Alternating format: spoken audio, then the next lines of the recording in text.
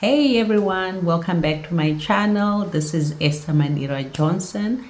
On this channel, I bring you stories, lessons, and skills. So in today's video, I have somebody very special. Remember, I had said I'm not going to be doing interviews for some time, but we have an interview today. This interview was actually done in July of 2024. I hadn't had time to edit it. So I thought, let me work on it and bring it to you guys. So this is about somebody who went through so much, fighting drug addiction. And let me not preempt. Stay tuned, enjoy this video. If you're here for the first time, thank you so much for joining me. Don't forget to subscribe, like the video, and share with your friends and relatives. You never know when you might save a life. If you've been here before, thank you so much for your continued support. So thank you guys. Stay tuned and enjoy this video.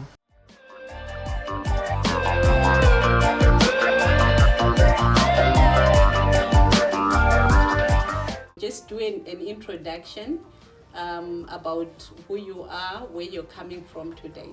Okay. My name is Amber. I moved here about 8 months ago from Maine. Now currently in Florida. Like she said, I had to go to Maine last week for a family emergency. My youngest son's father unfortunately passed away the day after his birthday, and he unfortunately found him and tried to resuscitate him and couldn't. So I stayed a little bit longer to support him in that. Oh, I'm so sorry about that. Thank you. How is he doing? He's doing okay. Okay. Yeah, he's struggling, but he's getting there. Oh, shame. How many kids do you have? I have 3 children. Oh, nice. Yep. My daughter Hope is 24, and Gavin will be 21 on Halloween, and Ethan just turned 19. He has the same birthday as Hope. You don't even look like you have older kids like that with those ages. You look like you could be in your 20s yourself. Thank you. So, Amber, what brings you to this show today? I struggled with a really bad drug addiction for a very long time, probably about 15 years, Wow. maybe even 20. Yeah. Wow. How old were you? I was probably about 23 when I started doing drugs. Wow. Yeah, and I've been sober for about, I want to say 3 years now. Wow, that is good. Mm-hmm. But it must be hard. It is hard. It's one of the hardest things I've ever done and wish I never went through. And I hope that nobody else has to struggle with that. Oh, I know. In my country, it's still very new, but we're having a lot of kids who are struggling. Mm-hmm. And because it's something new, people don't really know how to even identify. A lot of times people realize when it's too late, mm-hmm. and they cannot help them. So how did it really start for you? So I was married to my youngest son's father, and my grandmother was in the hospital dying, and she unfortunately passed away unexpectedly.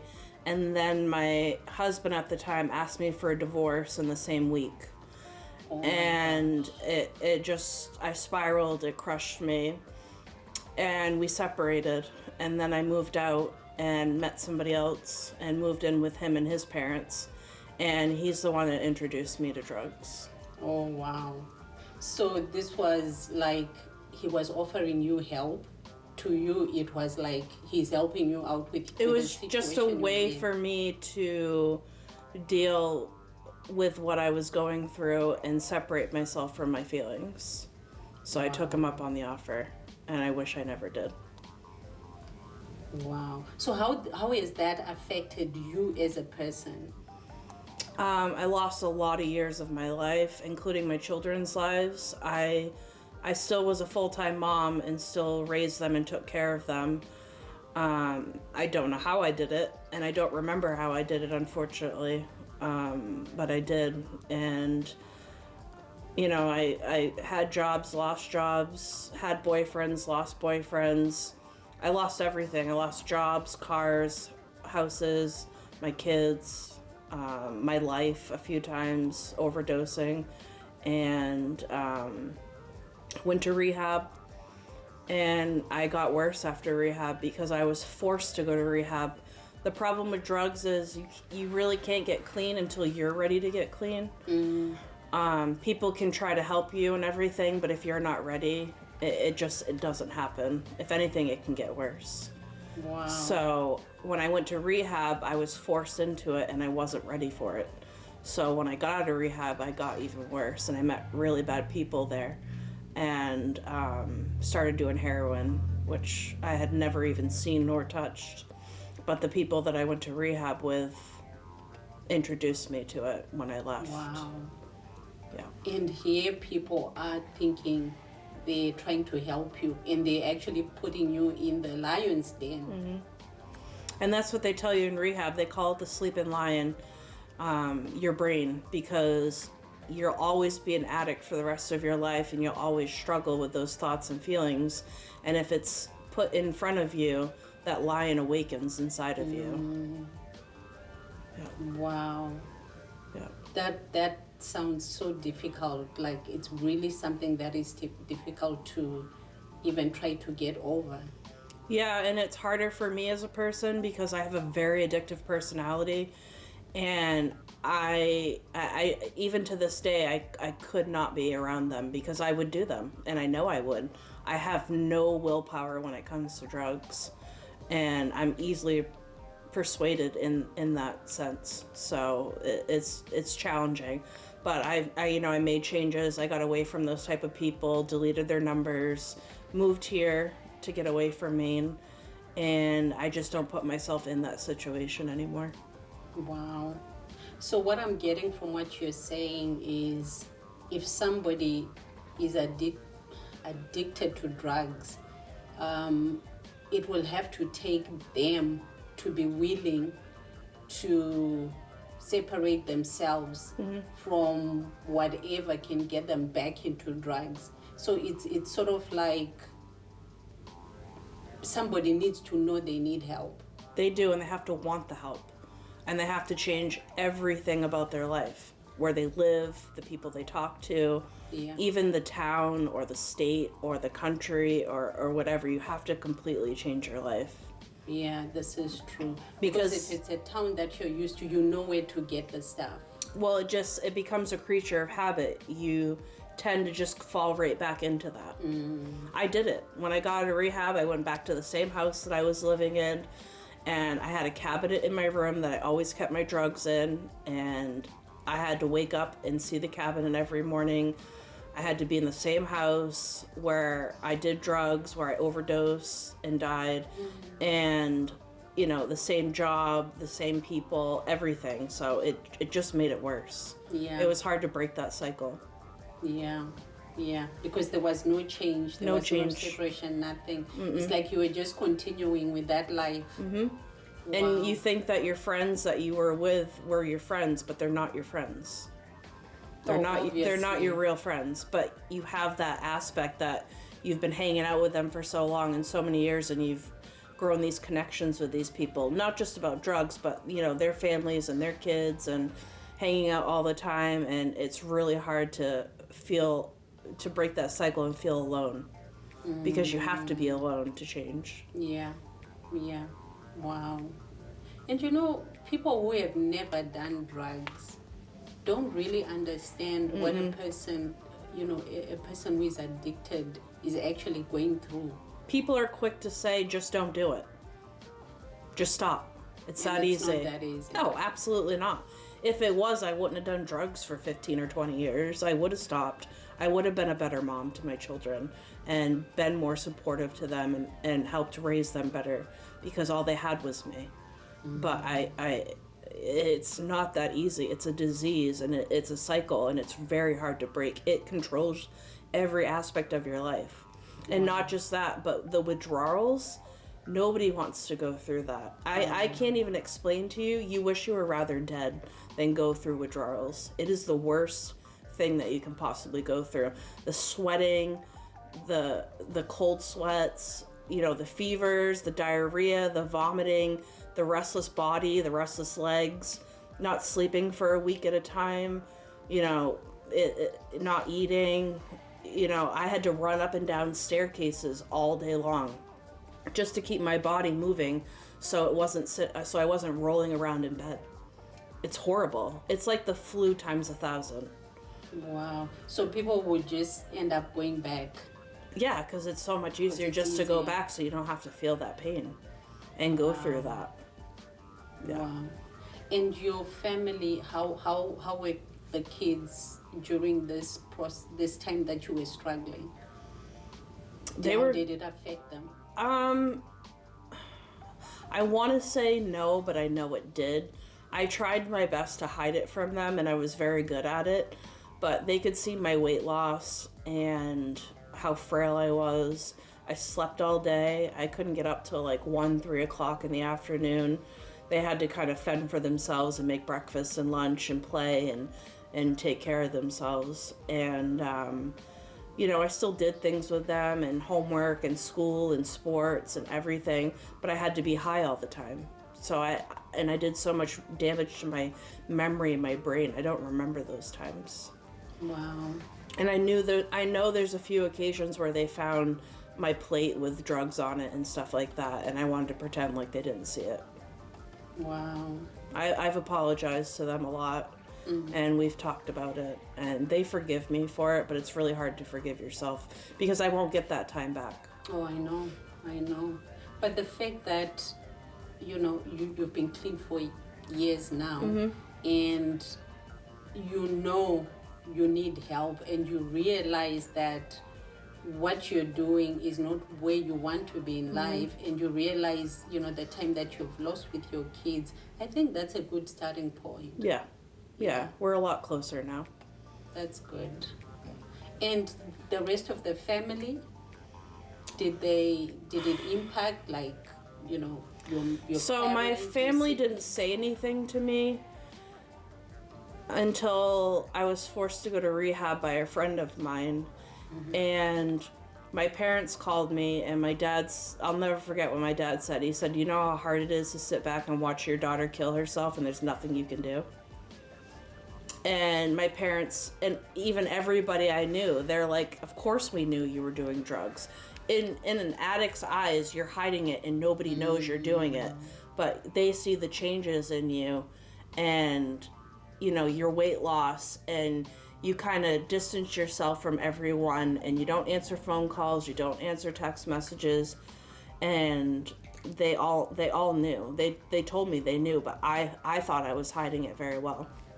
I know, it's always the case. Mm-hmm. So how, because I understand drugs are not cheap.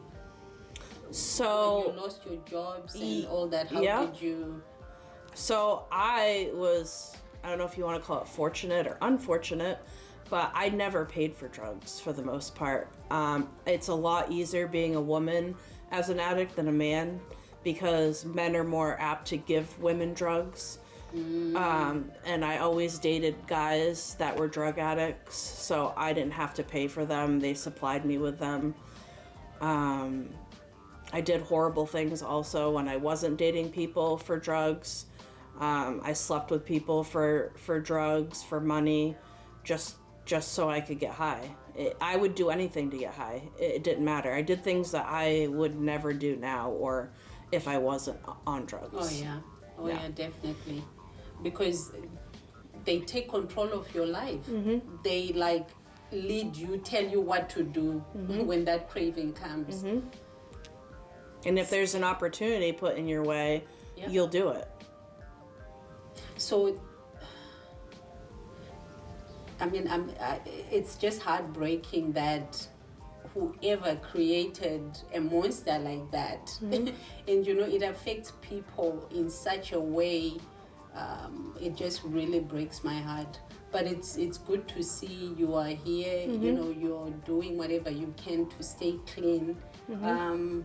What type of drugs did you get into? Everything. I there wasn't anything I wouldn't do. The only drug I've never touched is meth. It was never offered to me, and it wasn't really a big drug when I did drugs. I never did fentanyl either. That's a big thing right now that's killing a lot of people. I always say I'm lucky and grateful that I had a drug problem when I did, because I know if I did fentanyl, I wouldn't be here today. This is true. Yeah. This is true. But it started with pills with, Vicodin and Oxycontin. And then when that wasn't around, I smoked crack for 2 years. I did cocaine for such a long time.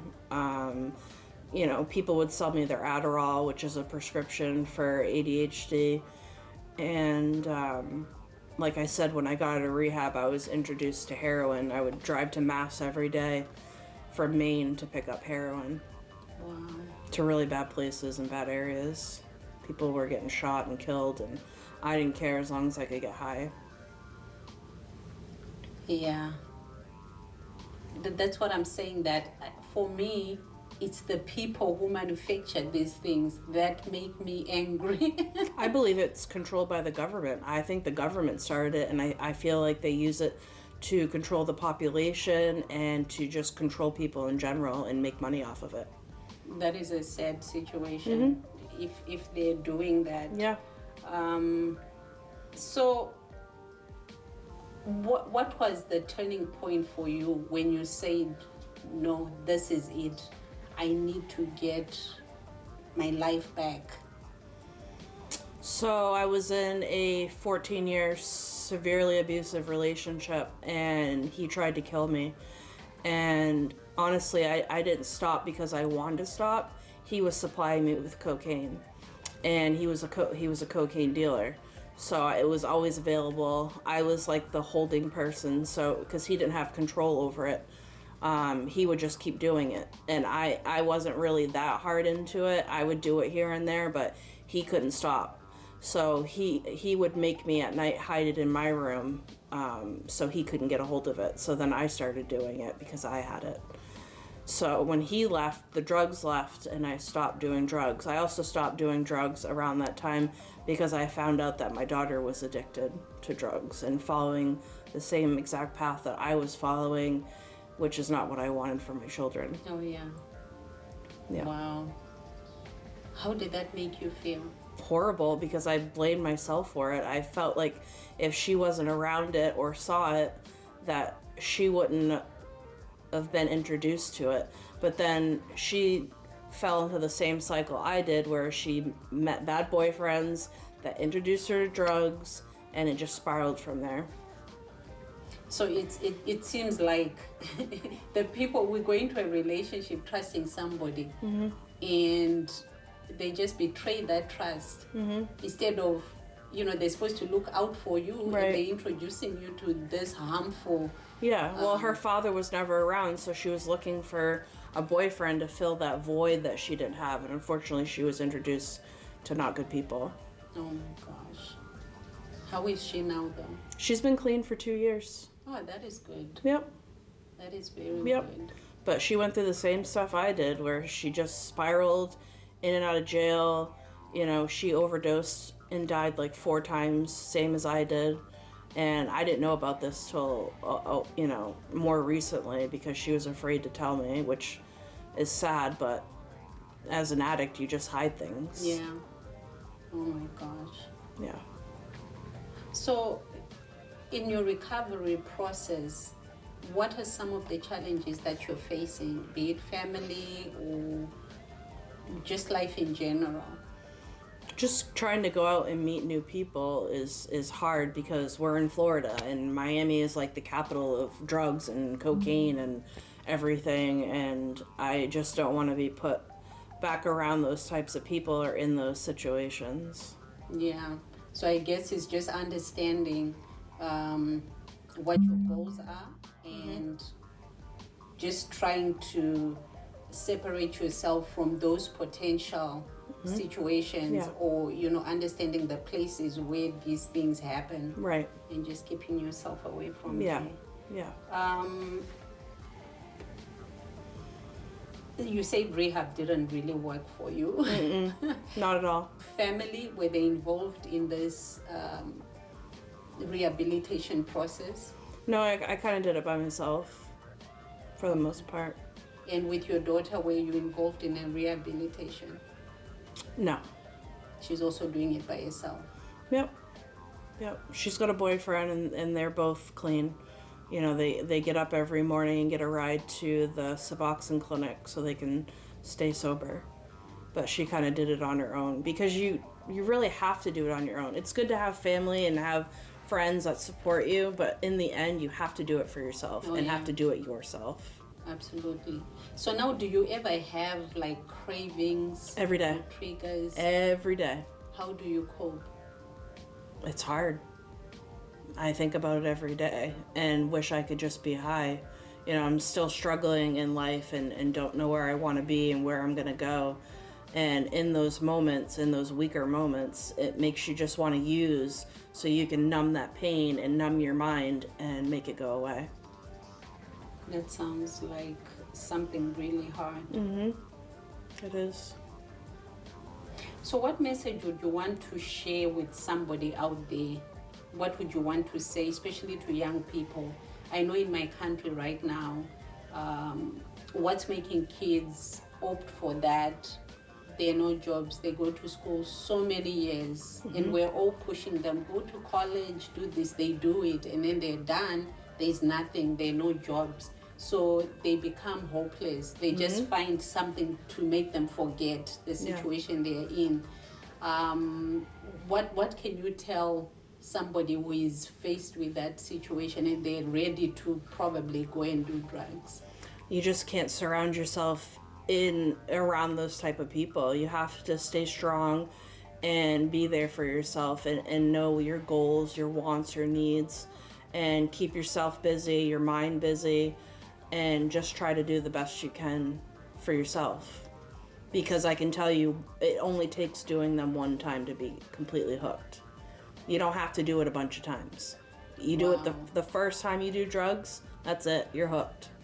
Your mind and your body tell you need and want it. Wow. What of, to maybe parents, because like I said, a lot of times people realize when somebody is far gone. That's when they realize that, no, there's something wrong here. What are the things that maybe parents can look out for in their kids, like maybe behavior change or... Yeah, just sheltering themselves and being away from the family and, staying in their room, not answering their phone, their text messages, being gone all the time, not coming home for days, the weight loss, the sleeping all day, getting sick, things like that. What are some of the things that you wish somebody would have told you? Like maybe when you had just started or while you were going through this for the past 15 years? That it was going to be this hard. I thought I could control it and I thought I could just do it and stop. I didn't know it was going to be that difficult. I didn't know that your mind and your body tell you that you need it.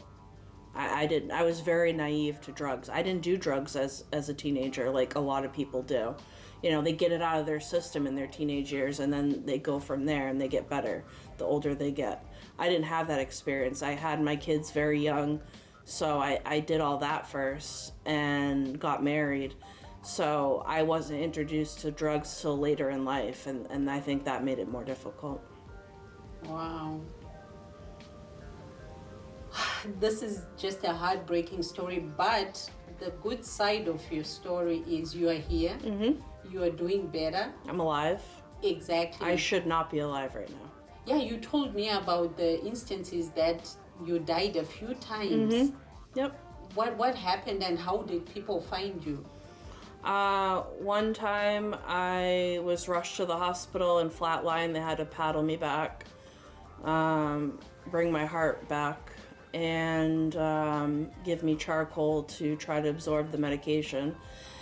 And then the worst one was I did black tar heroin, which is like pure heroin. It's very strong, but never doing heroin, I didn't know how much I was supposed to do or how little I was supposed to do.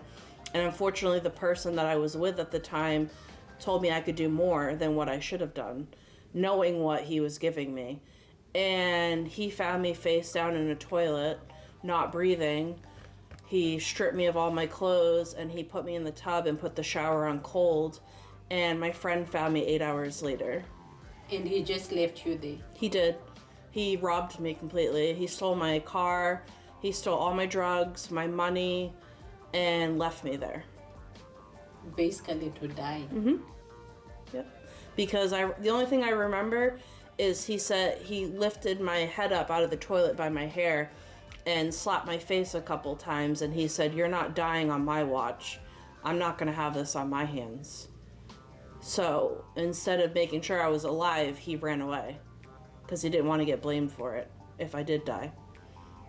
And to this day, he doesn't know if I'm alive or dead. Wow. Because I never saw him again. Maybe he's dead. Oh, absolutely.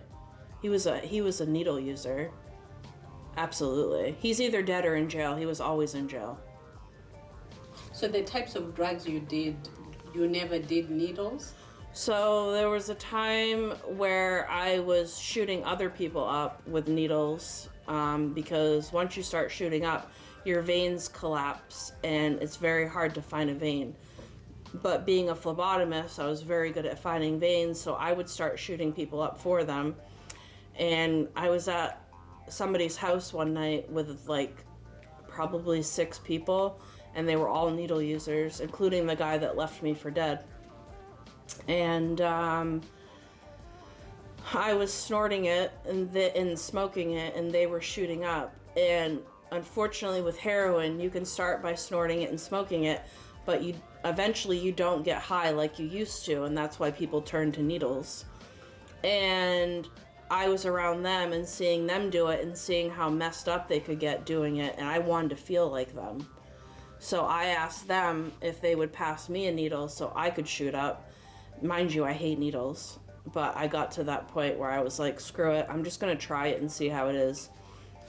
And they all got up and yelled and screamed in my face, you know, "How dare you say that? You don't want this for yourself. We don't want this for ourselves.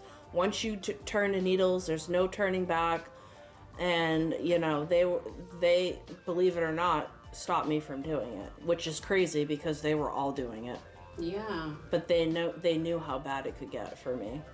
Well, thank God they did that. Yeah. Because that would have been a different story, I guess. But that just shows you how strong drugs are. Yeah. I don't like needles. I would never stick myself, and I was ready to do it. Wow.